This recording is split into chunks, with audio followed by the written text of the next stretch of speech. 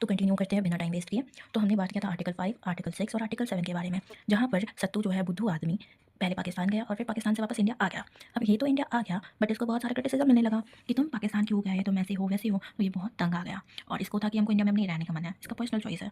तो ये अब गया दुबई घूमने, ठीक है। तो अब ये दुबई गया तो इंडिया में क्या किया, एक एप्लीकेशन जमा किया और एप्लीकेशन जमा करके चला गया दुबई। दुबई जो है इसको सिटीजनशिप दे दिया कि ठीक है तुम अब दुबई में रहो। क्यों? क्योंकि होगा उसके पास कोई टैलेंट होगा, बहुत ज़्यादा टैलेंटेड होगा, क्योंकि दुबई तुरंत तो नहीं देता, उसके पास गोल्डन वीज़ा है, तो कुछ टैलेंट तो ज़रूर होगा सत्तू में। तो वो अपना टैलेंट का यूज़ किया और वो दुबई में सिटीजनशिप ले लिया, ठीक है। तो आइए देखते हैं।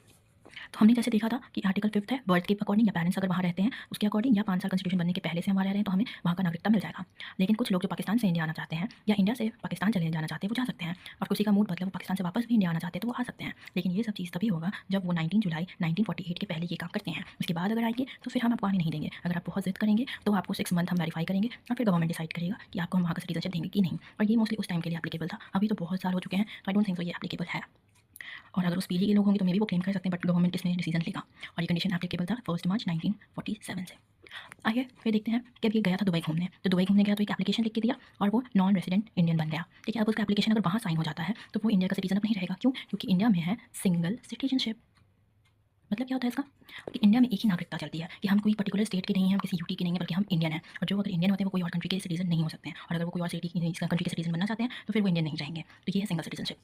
तो वो एनआरआई बन गया तो एप्लीकेशन लिख के भेजा, या आर्टिकल 8 में। आर्टिकल 9 कहता है कि अगर वो एनआरआई बन गया है तो उसका सिटीजनशिप टर्मिनेट कर दिया जाएगा, क्योंकि वो मूव कर गया है, उसको हटा दिया जाएगा। उसके बाद अब यहाँ ये छक्कू था, छक्कू तो अब इंडिया का आ गया, अब इंडिया में आ गया है और वही 6 मंथ तो गवर्नमेंट इसको देखेगा कि वो सच में है कि नहीं, वो लॉ फॉलो कर रहा है कि नहीं कर रहा है। तो आर्टिकल 10 में आएगा कि लॉ फॉलो कर रहा है कि नहीं, तो उसके अकॉर्डिंग पे उसका सिटीजनशिप है। अगर वो फॉलो नहीं कर रहा है तो उसका सिटीजनशिप हटा दिया जाएगा, खत्म कर दिया जाएगा।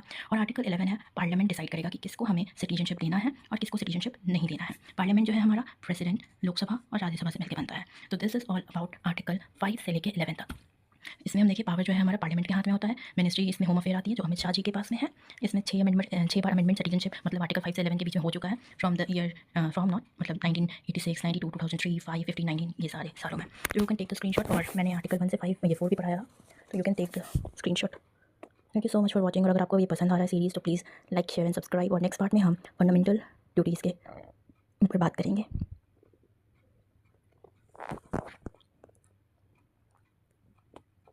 Quick recap. 5 तारीख को बॉर्न हुआ, आर्टिकल 5, 5 तंत्रों से 5, आर्टिकल 5 बॉर्न हुआ, मदर फादर इंडिया के हैं तो ये डोमिसाइल मिला इसको, मतलब सिटीजन है। फिर छक्कू सत्तू के बारे में, छक्कू पाकिस्तान से इंडिया आया, ये इंडिया से पाकिस्तान फिर वापस आया, दुबई चला गया, एनआरआई एप्लीकेशन दिया, सिटीजनशिप खत्म, फॉलो नहीं करता है हटा देंगे, सब डिसाइड करेगा पार्लियामेंट।